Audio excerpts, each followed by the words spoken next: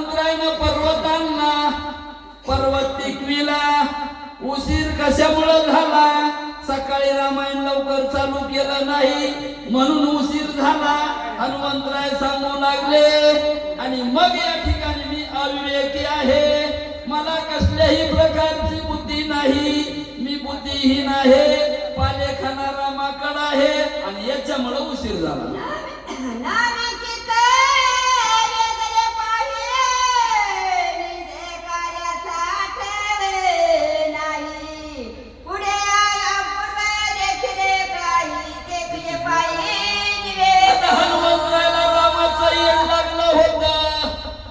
नामावर चित्त वेधलं गेलं. अखंड खंडेना जीवन रामकृष्ण नारायण, रात्रंदिवस रामकृष्ण हरी असं वेळ लागावं लागतंय. हनुमंतरायाला वेळ लागलं, पानावर रामाचं